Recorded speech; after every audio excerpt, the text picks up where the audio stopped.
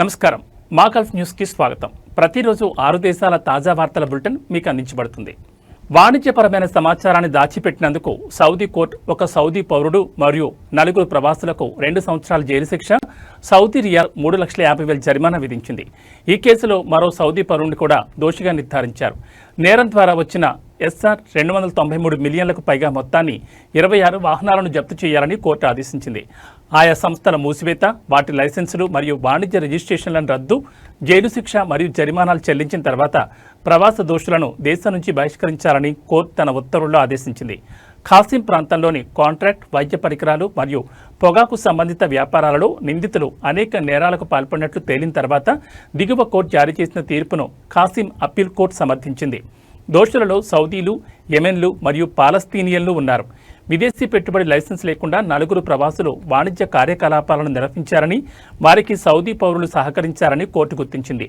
ఒక కంపెనీతో పాటు 4 అనుబంధ సంస్థలను నప్రవాసులు స్వేచ్ఛగా నిర్వహించారని, వారు తమ చట్టవిరుద్ధ కార్యకలాపాల ద్వారా వచ్చిన నిధులను ఇతర దేశాలకు బదిలీ చేశారని అధికారులు విచారణలో గుర్తించి కేసులు నమోదు చేశారు.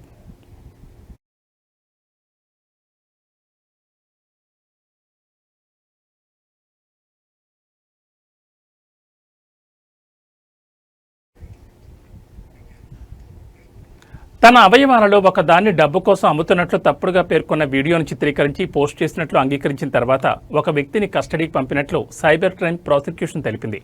ఆ క్లిప్లో ఆఫ్రికన్ జాతీయుడైన ఆ వ్యక్తి సంతకం చేసిన చెక్కును పట్టుకుని నగదు తీసుకుంటున్నట్లు చూపించారు.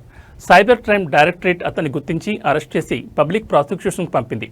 అయితే సోషల్ మీడియా ప్లాట్ఫామ్ల దుర్వినియోగానికి వ్యతిరేకంగా పబ్లిక్ ప్రాసిక్యూషన్ చర్యలు తీసుకున్నట్లు సైబర్ క్రైమ్ ప్రాసిక్యూషన్ చీఫ్ తెలిపారు. బాధ్యతాయుతంగా ఉపయోగించాలని, చట్టపరమైన మరియు సామాజిక పరిణామాలను పరిగణలోకి తీసుకోవాలని ప్రజలను కోరారు. ప్రజాశాంతికి ఆటంకాలు కలిగించే వారిపై చట్టపరంగా కఠిన చర్యలు తీసుకుంటామని హెచ్చరించారు.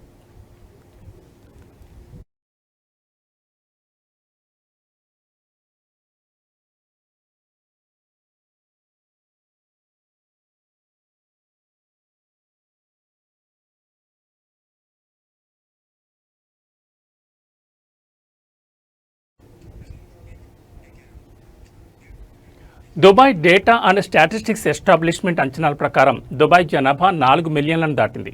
దుబాయ్ చరిత్రలో ఇది అత్యధికం.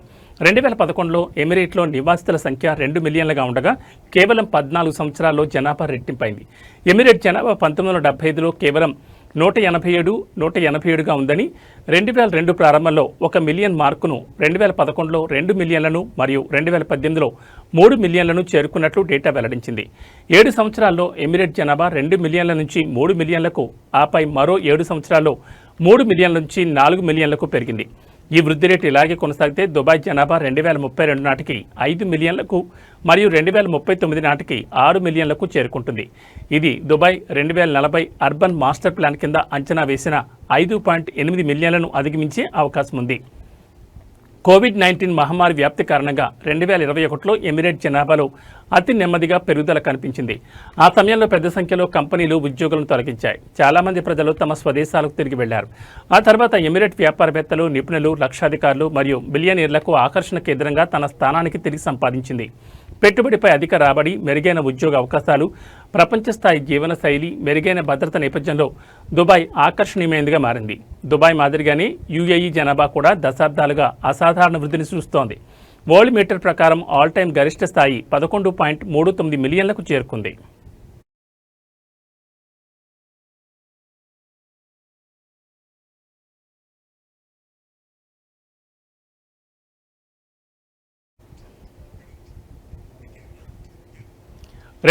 నాటి కార్మిక చట్టం నంబర్ 6లోని ఆర్టికల్ 63ని సవరించడానికి అథారిటీ మంత్రుల మండలికి ముసాయిదా డిక్రీ చట్టాన్ని సమర్పించినట్లు public authority for manpower media విభాగం డైరెక్టర్ మొహమ్మద్ అల్ ముజైనీ ప్రకటించారు.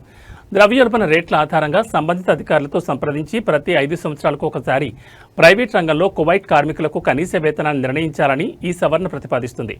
కువైట్ విజన్ 2035 ప్రణాళిక ప్రకారం ప్రైవేట్ రంగంలో కువైటీల సంఖ్యను పెంచే ప్రయత్నాల్లో భాగంగా ఈ ప్రతిపాదనని అల్ ముజైనీ చెప్పారు.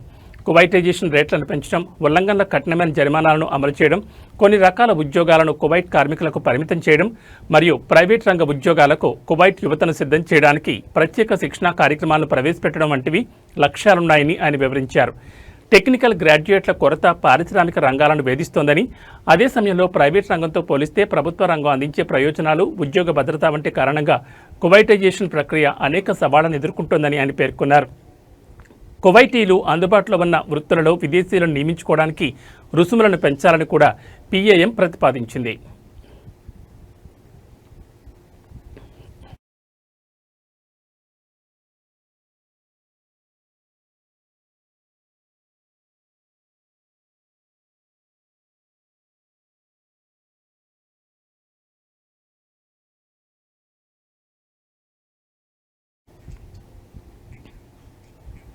ఖతార్లో గడువు ముగిసిన రిజిస్ట్రేషన్లతో వాహనాల స్థితిని సరిదిద్దడానికి గ్రేస్ పీరియడ్ను పొడిగిస్తున్నట్లు జనరల్ డైరెక్టరేట్ ఆఫ్ ట్రాఫిక్ ప్రకటించింది.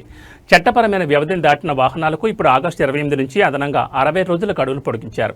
వాహన యజమానులు నిర్దిష్ట కాలపరిమితిలోపు అవసరమైన విధానాలను పూర్తి చేయడానికి తగినంత సమయం అందించడం ఈ పొడిగింపు లక్ష్యమని తెలిపారు.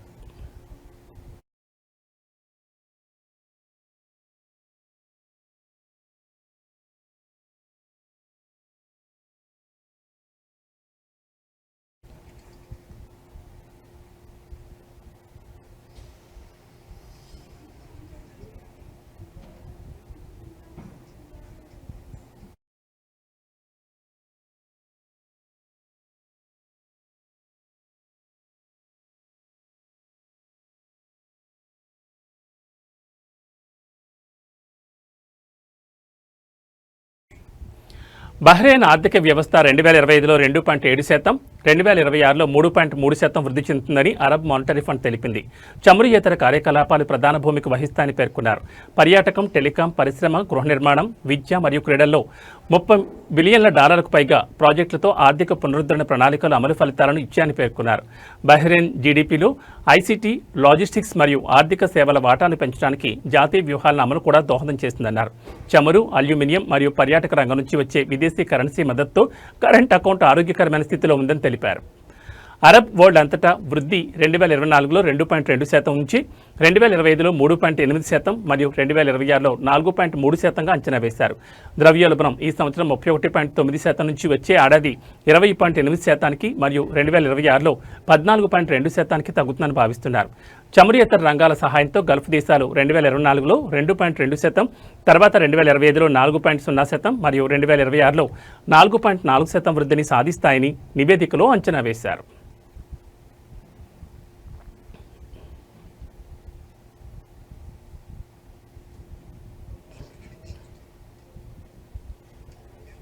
ఇవి మా గల్ఫ్ న్యూస్ విశేషాలు. మరో బులెటిన్లో మళ్ళీ కలుసుకుందాం. నమస్కారం.